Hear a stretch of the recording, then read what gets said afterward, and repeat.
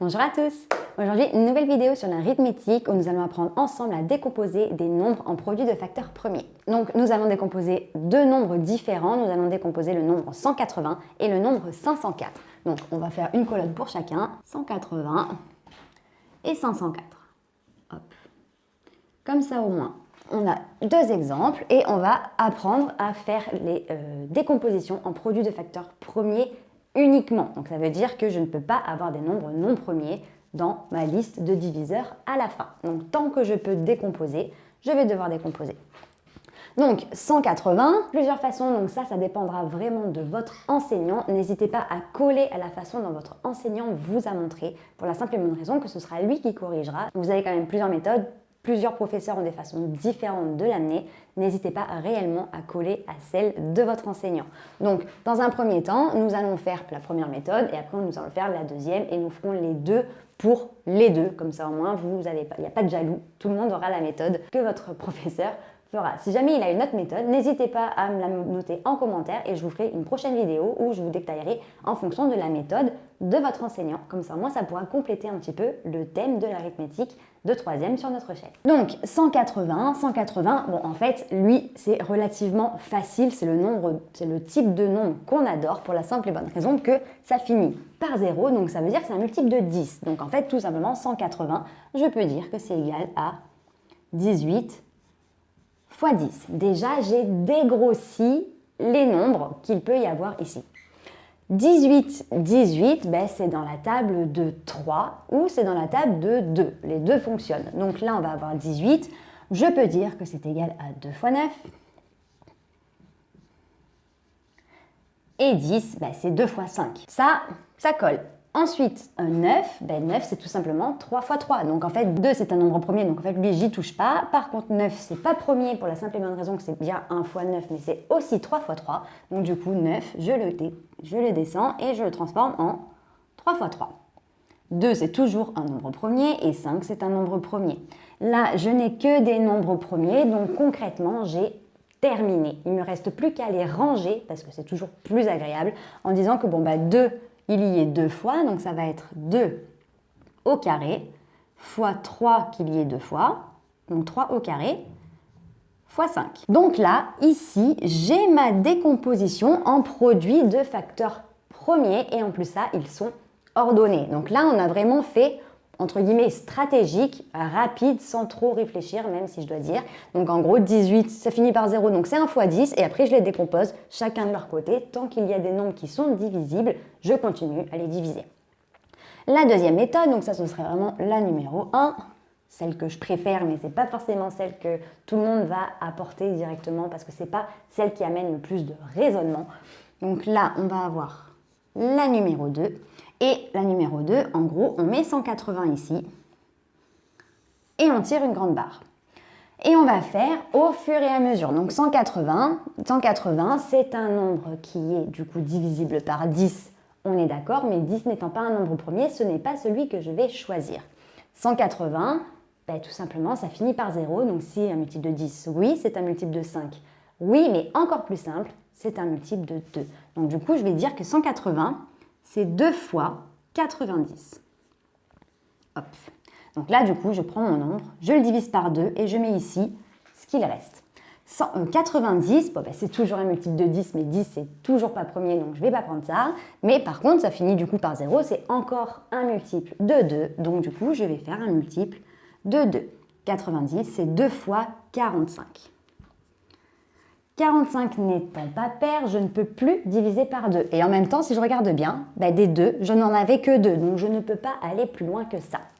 45, du coup, ça va être 9 fois 5. Ça va être du coup 5 fois 9 aussi, mais ça va être un multiple de 3 que vous pouvez ne pas forcément voir directement. Donc là, 45, simple, c'est dans la table de 5. Donc du coup, je vais dire 45 divisé par 5 et il me reste 9. 9, c'est 3 fois 3. Et 3, c'est 3 fois 1. À partir du moment où j'ai mon 1 en bas, ça veut dire que j'ai terminé. Et maintenant, qu'est-ce que je vois? De 2, ils sont là. De 3, ils sont là aussi. Et mon 5, il est là. Donc, j'ai ma décomposition ici, pareil. Donc, après, je les range, je les ordonne.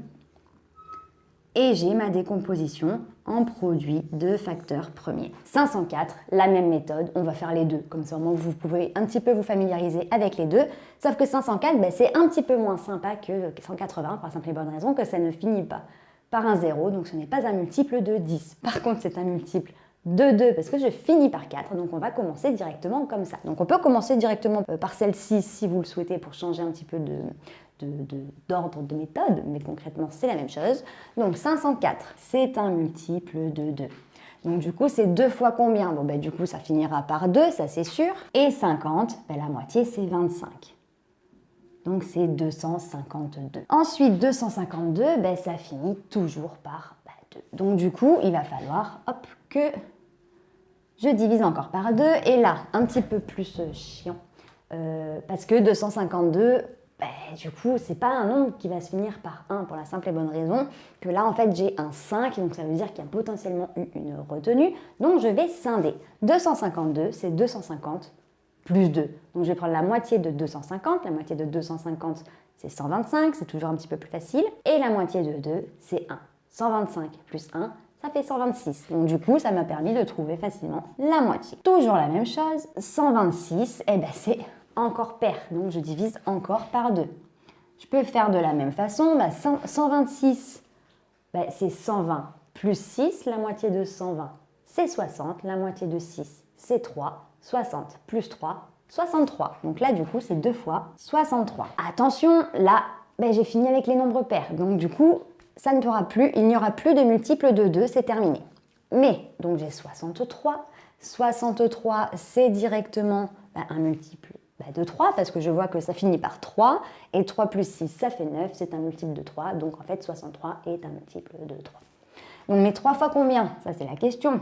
Et bien du coup, j'ai 60 et 3, 60 divisé par 3, ça fait du coup 20, 3 divisé par 3, ça fait 1, 20 plus 1, 21, donc c'est 3 fois 21. 21, c'est toujours dans la table de 3, puisque c'est 3 fois 7, donc hop, j'ai 3 fois 7, et 7 c'est un nombre premier, c'est 7 fois 1, donc j'ai terminé. Là, je vais pouvoir marquer la liste de mes produits de facteurs premiers, donc 2 puissance 3, puisque j'en ai 3, fois 3 puissance 2, puisque je n'en ai que 2, fois 7.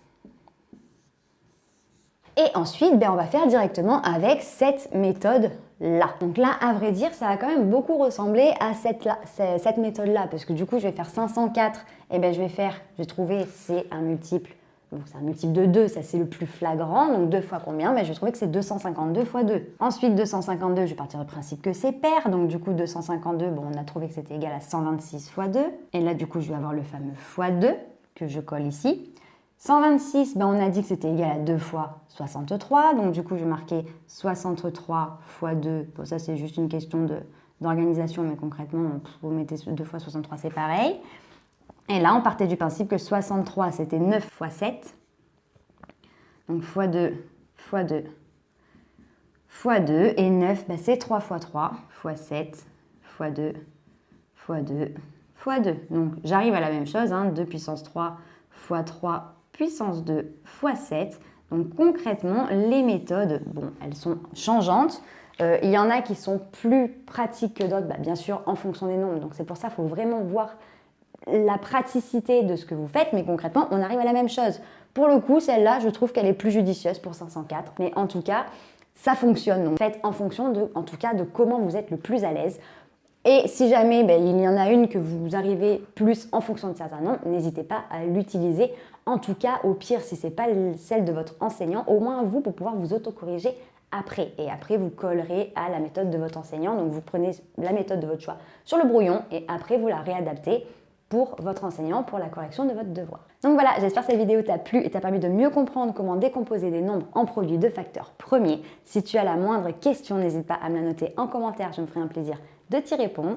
Pour nous rejoindre, si ce n'est pas déjà fait sur YouTube, il te suffit d'activer la petite cloche, et sur Internet et les différents réseaux sociaux. Nous sommes sur Facebook, Instagram et sur Snapchat. On te met tout en barre d'infos pour que tu ne rates aucune information. Et d'ici une très prochaine vidéo, je te dis à très bientôt. Salut!